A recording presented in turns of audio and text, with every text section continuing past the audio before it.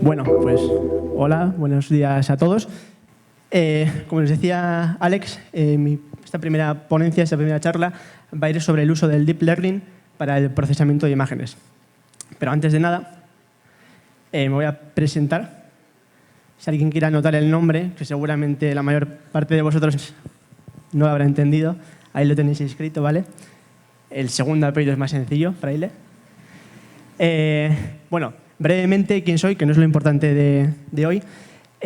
Como decía Alex, vengo del País Vasco, una región del norte de España, y aunque no soy de Bilbao, sí que estudié y trabajo en Bilbao, soy de Vitoria, que está un poquito al sur de Bilbao, pero también es el País Vasco. Estudié Ingeniería de Telecomunicaciones en la Universidad del País Vasco, en la Escuela de Ingenieros, y fue entonces cuando empezó mi relación con el mundo de los datos, porque desde mi proyecto fin de carrera hasta mi primer trabajo en Euskalmet, la Agencia Meteorológica Vasca, he estado ligado al mundo de los datos.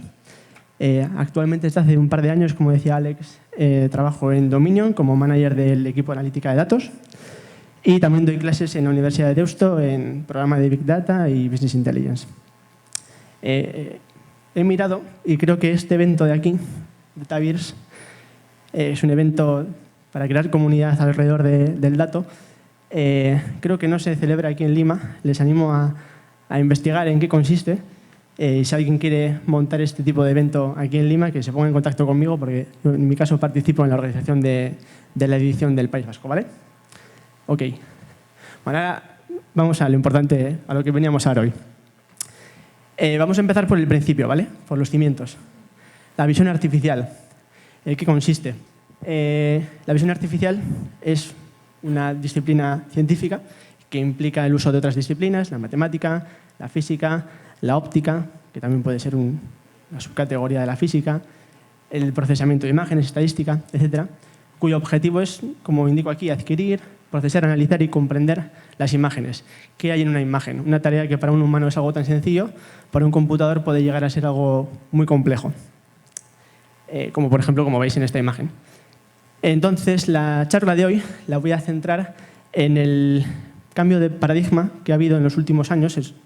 Vais a ver que en muy poquitos años se ha pasado del uso de una algoritmia tradicional para procesar estas imágenes al uso de tecnologías de Deep Learning que han habilitado unas aplicaciones que hasta hace 4 o 5 años eran impensables. Ok. Vale.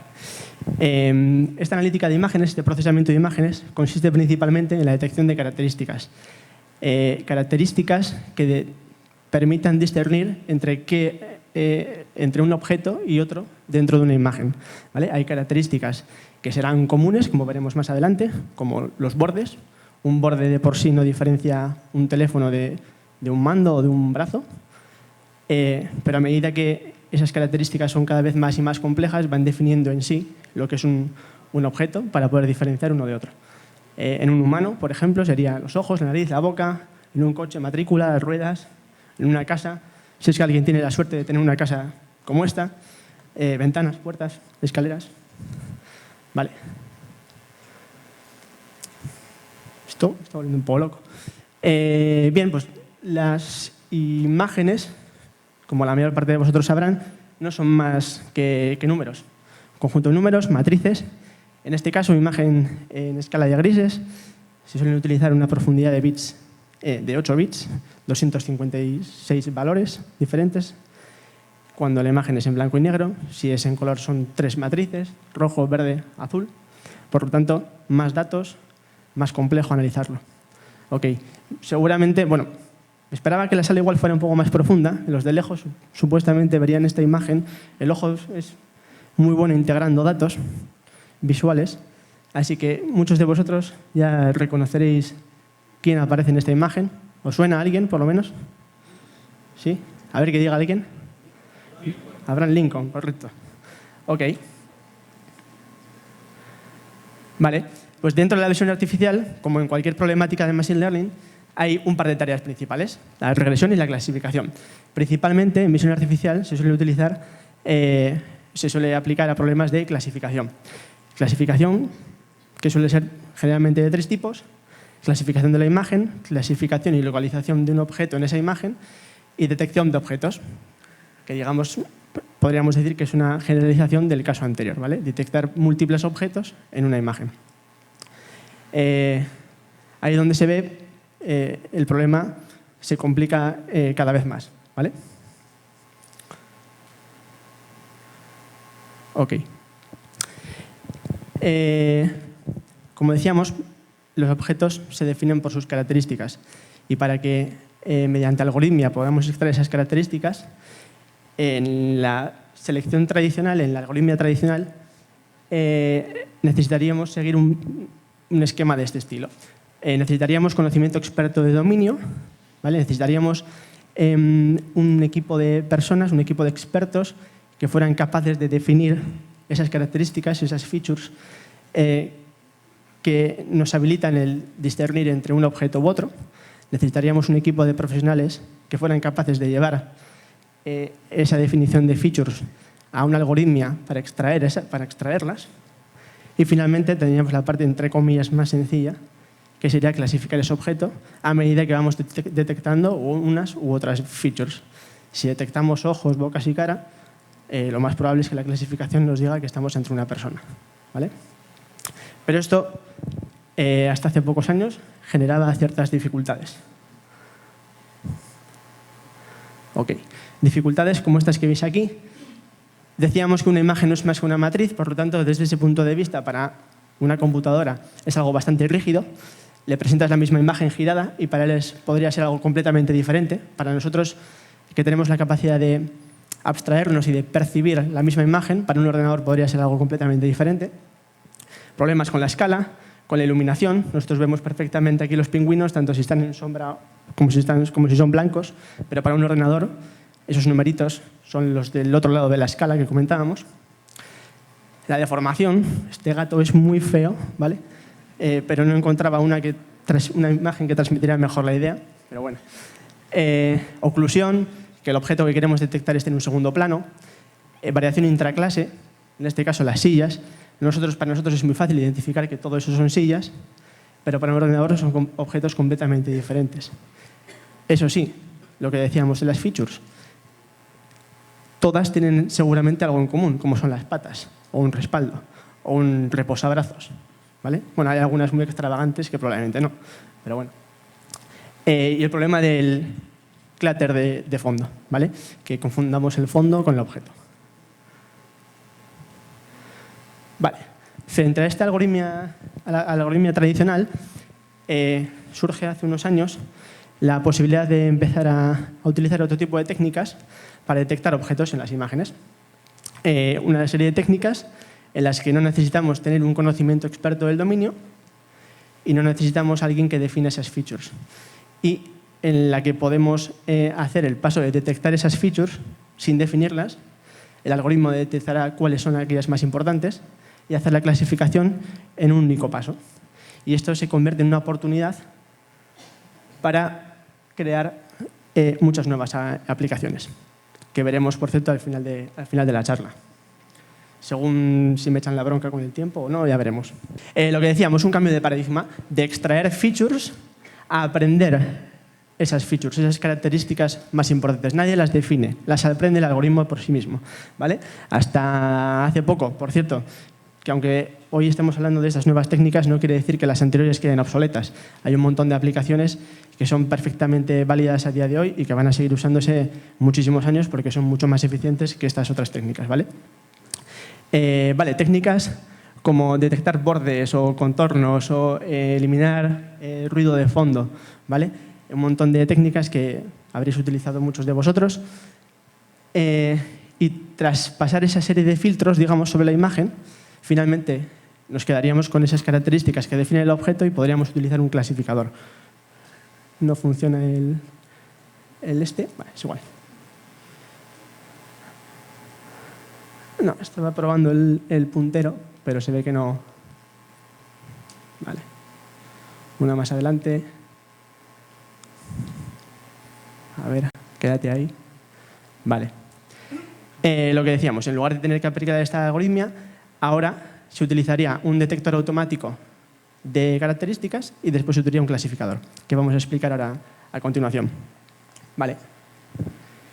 Necesitamos, para aprender estas características, una jerarquía de características, como comentaba anteriormente, de features más simples a features más complejas que realmente ayuden a separar entre un objeto u otro.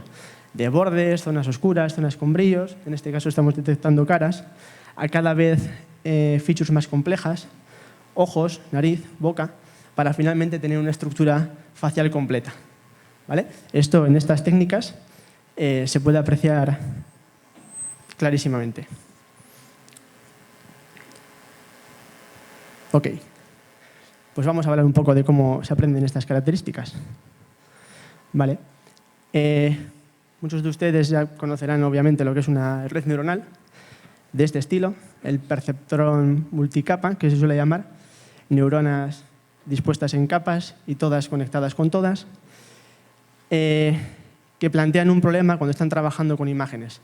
Cuando estás trabajando con imágenes, a diferencia de cuando trabajas con otro tipo de datos, cada píxel es una variable que va a servir de entrada para esta red neuronal. Entonces, por poneros un ejemplo de lo poco eficiente que puede ser utilizar una arquitectura de este estilo, vamos a suponer que tenemos una imagen de entrada de 200 por 200 píxeles, que no es nada del otro mundo, nada grandioso, que es una imagen a color. Por lo tanto, 200 por 200 por 3, si no me equivoco, son 120.000 valores. Que si disponemos de una red neuronal en la que su primera capa oculta, pues para andar más o menos por el orden de los 120.000, hablamos de 100.000 neuronas, al hacer la multiplicación tenemos 12.000 millones de parámetros que habría que calcular, que habría que ajustar, y eso solamente teniendo una única capa. ¿Vale? Es verdad que la técnica en hardware avanza a pasos agigantados, probablemente a día de hoy fuera capaz de funcionar bastante rápido, según que se entienda por rápido. Pero vamos, desde luego es una técnica completamente ineficiente. Más aún, si se tiene en cuenta, que un píxel y sus píxeles contiguos poca información extra aportan, poca información de valor. La información está en conjuntos de píxeles. Un píxel y el contiguo probablemente sean muy similares, a no ser que estemos hablando de un borde o algo del estilo. ¿Vale? En este caso, entonces, necesitamos informar a la red de la estructura espacial de los objetos que hay en esa imagen. Para hacer eso, necesitamos coger bloques de píxeles y conectarlos a las neuronas, pero bloques de píxeles, no píxeles de uno en uno. ¿Vale? De esta forma, estos bloques de píxeles, esa ventana se va deslizando hasta que completa toda la imagen, de izquierda a derecha y de arriba a abajo. Estas matrices funcionan a modo de filtros.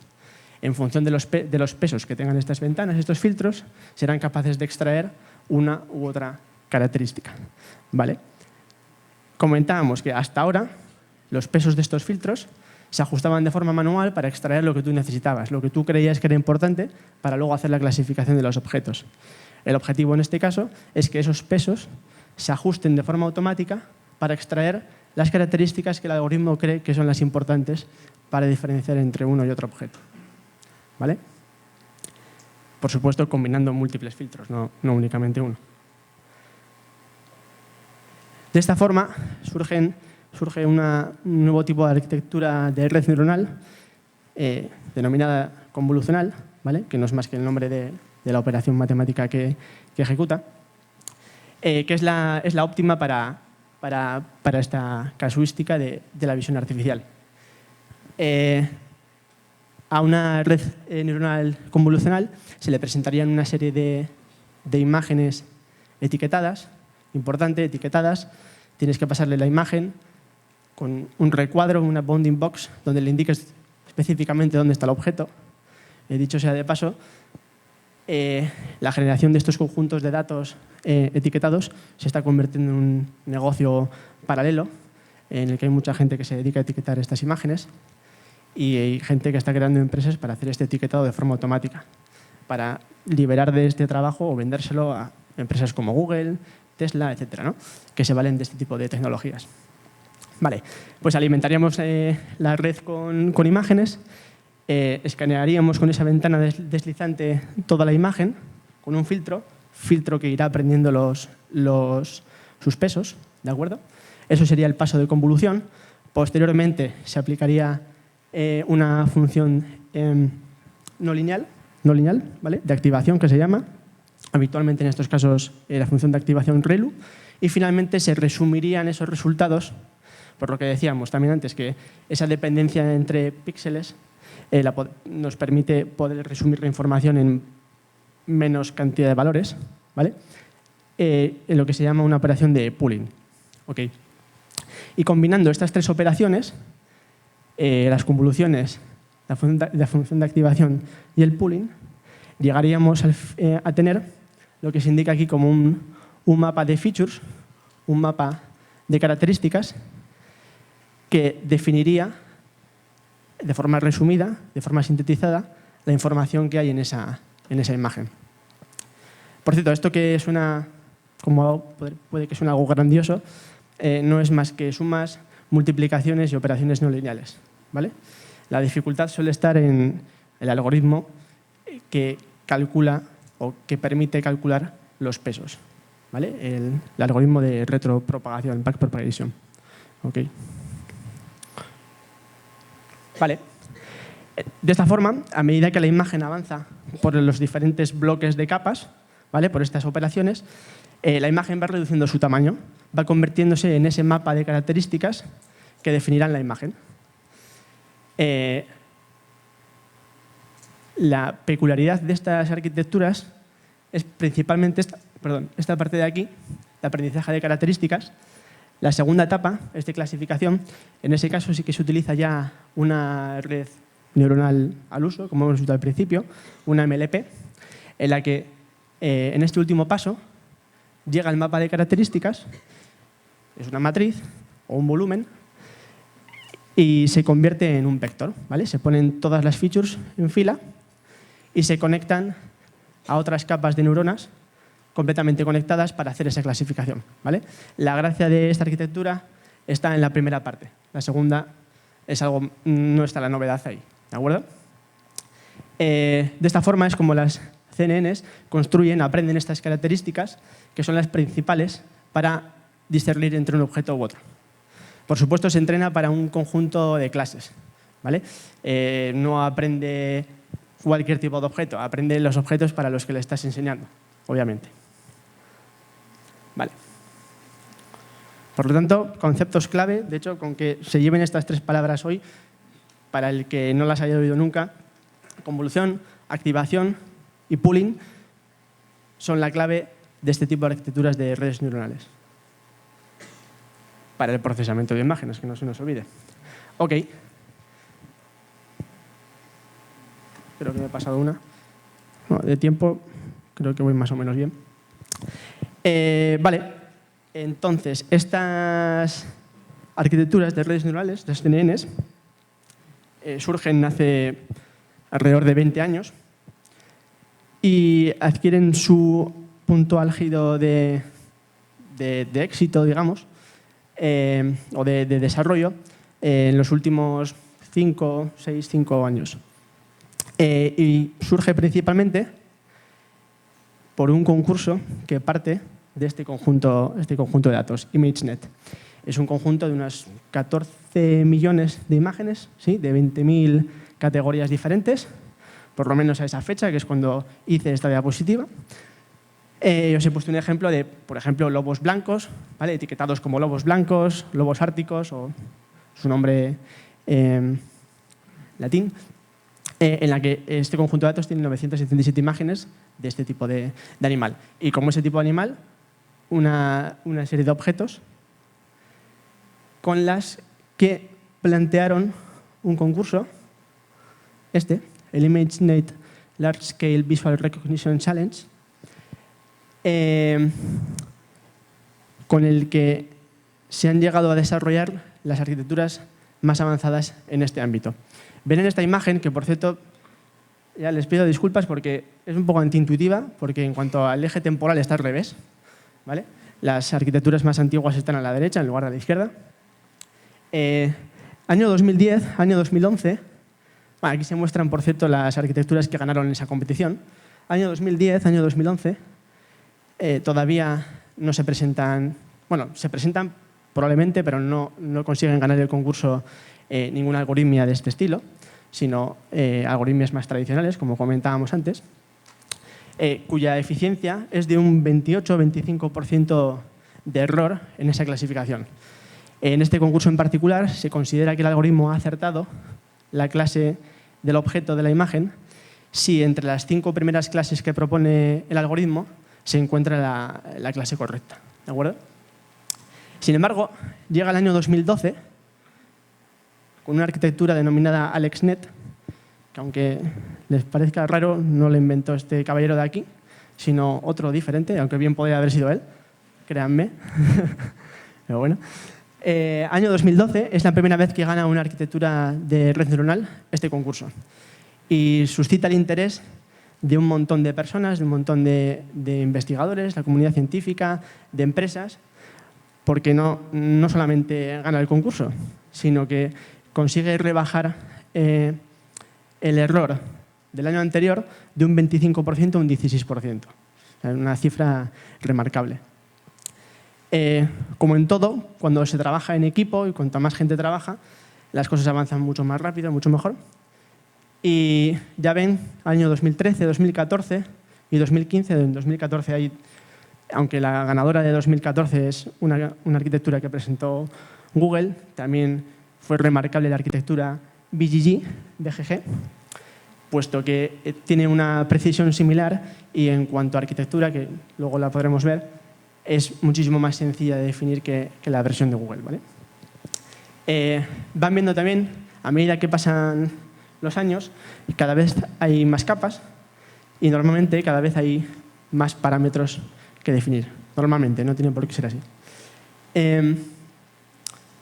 Destacable, año 2015, la arquitectura presentada por Microsoft, ResNet, ResidualNet, se llama así, se denomina así, porque a diferencia del resto de arquitecturas, la información de una capa, los valores que salen de una capa, en lugar de llegar únicamente a la siguiente capa, también se envía 2 capas más allá, permitiendo crear redes que son realmente profundas. Mientras hasta entonces habían participado o habían ganado el concurso de arquitecturas con 22 capas, 19, 8, en este caso la de Microsoft gana con 152 capas. Y se produce un hito, que es que consigue una tasa de error en la clasificación de estos objetos del 3,57% y se convierte en la primera que consigue superar el nivel de error humano, ¿de acuerdo? Que ronda en torno al 5,1%. Vale. Creo que tengo alrededor de 15 minutos o 10 minutos, así que no me voy a meter en mucho detalle de cada una de estas, pero sí que me voy a parar en 2 en concreto. La primera de ellas, les decía que alrededor de hace 20 años es cuando surgen ese tipo de arquitecturas de redes neuronales que se utilizan en visión artificial. Esta fue esta primera arquitectura, LeNet 5 por el número de capas, año 98, presentada por Yann LeCun, que es el actual Chief AI Scientist de Facebook, ¿vale? Toda una eminencia en este campo. En este caso, arquitectura preparada para un conjunto de datos, MNIST, que muchos de ustedes conocerán, que consiste en dígitos escritos a mano, imágenes en blanco y negro, y aunque no lo parezca, se utiliza en más sitios de los que parece, en bancos, en servicios postales, etcétera, para reconocer estos dígitos. Vale. Me iba a meter en cada una de estas, pero por vuestro bien y por el bien del tiempo de la presentación no me voy a meter. Pero bueno, si investigan un poquito podrán ver cómo simplemente de unos años a otros ha habido una evolución en cómo combinan estas capas, cómo combinan estos filtros, qué tamaños tienen, cuántos filtros utilizan, ¿vale? Y que muchas veces los propios autores en sus papers, si los leen, ni siquiera ellos saben muy bien por qué a veces funcionan tan bien, ¿vale? No es una opinión mía, de verdad. Hay casos como en la de Microsoft, en ResNet, en la que sí que han conseguido hacer una explicación empírica, matemática, de por qué su red funciona mejor que otras. Es por esto que les comentaba, de llevar la información no solamente a la siguiente capa, sino 2 capas más allá. Pero hay otros casos en los que no saben muy bien por qué, pero la configuración que han hecho de filtros consigue captar mejor lo que se ve que tiene que captar para diferenciar entre un objeto u otro. Vale. Esta es la que comentábamos, esta no ganó en 2014, la BGG ganó la de Google, pero ya ven que es una arquitectura muchísimo más sencilla, combinaciones de convoluciones de filtros de 3x3, 3x3, 3x3, 3x3, todos de 3x3, pero combinaciones de 2 filtros, 2, 3, 3, etc. Compárenlo con la que sí ganó ese año, que es esta, y que si la buscan por internet van a necesitar un buen rato para leer todas estas cajitas. En el fondo, un módulo de este estilo comprende esta parte de aquí, pero se repite sucesivamente. Vale. Y esta es la que les comentaba, que como único detalle que no comentaba antes, es que para ganar el concurso necesitaron entrenar el algoritmo alrededor de 2 o 3 semanas en 8 GPUs. Por lo tanto, bueno, es una tarea que no todo el mundo, no todas las empresas pueden permitirse. Vale. No me voy a meter en estas, pero estas son una serie de arquitecturas más modernas. La última que hemos comentado es 2015. Estas surgen alrededor de esos años, 2014, 2016. Les recomiendo que le echen un vistazo. ¿Vale? La primera de ellas se basa en una propuesta de regiones. Propone, en este caso, 2000 regiones donde el algoritmo cree que puede haber objetos y después aplica la red para tratar de clasificar cada una de esas regiones. Y una que en los últimos años se está poniendo de moda, YOLO, You Only Look Once, que hace 2 o 3 semanas acaba de presentar su versión número 3, que compruébenla de verdad porque tiene una aproximación, una propuesta muy, muy original para resolver problemas que tienen el resto de arquitecturas.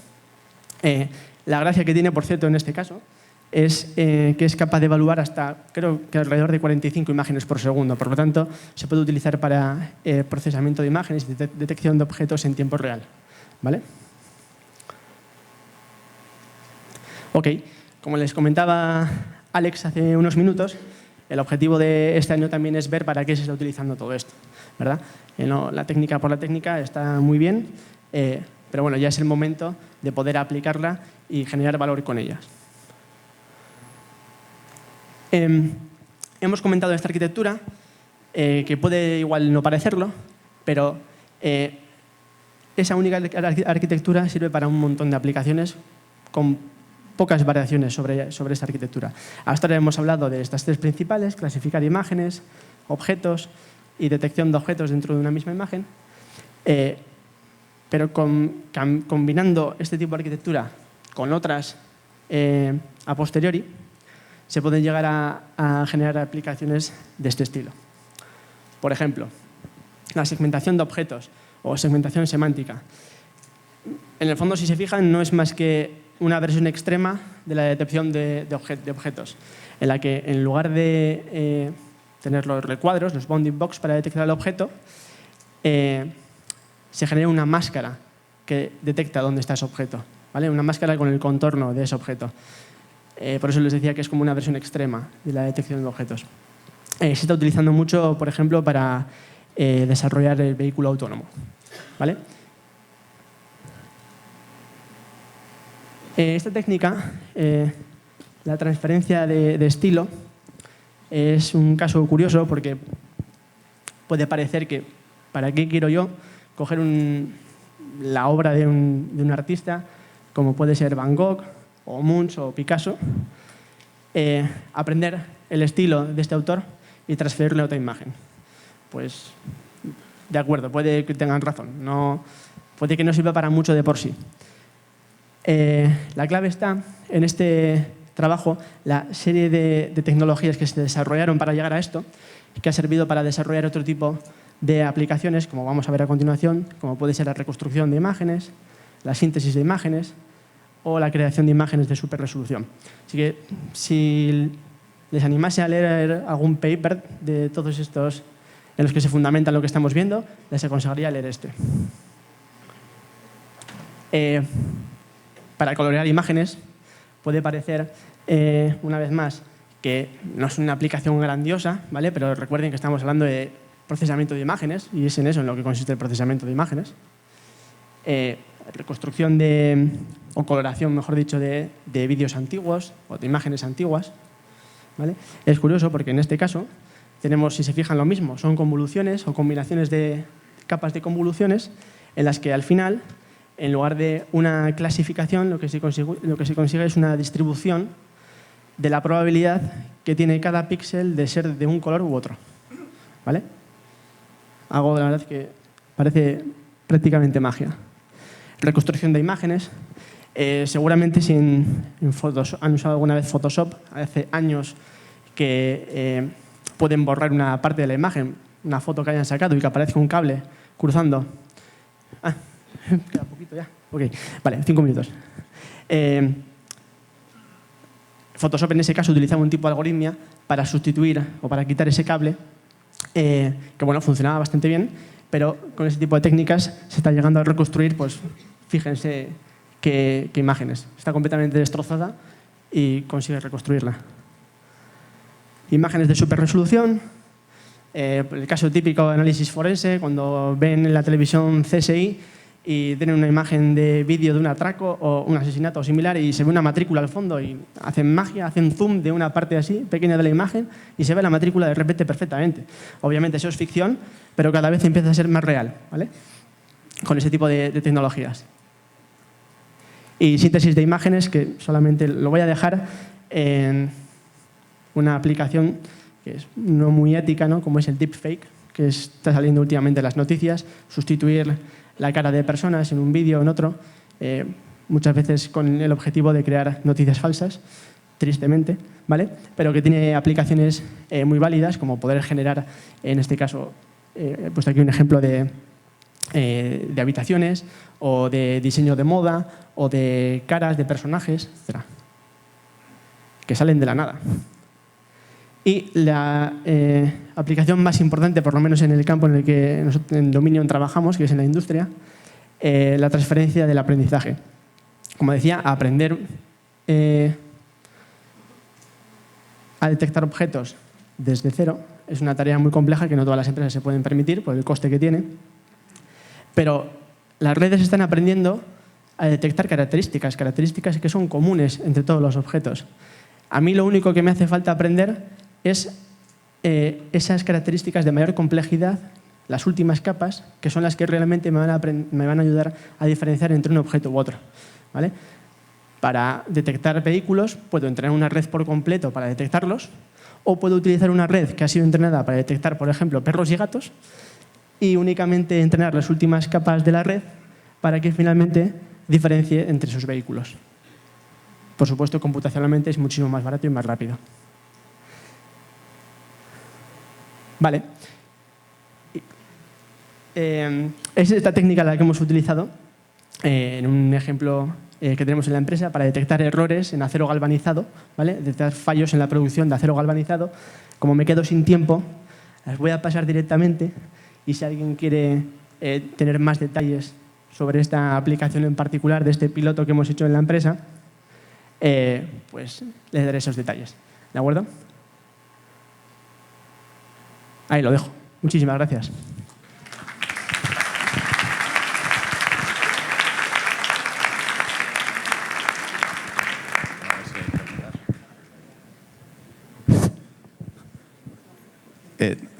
No te vayas, que igual hay alguna pregunta ahora mismo.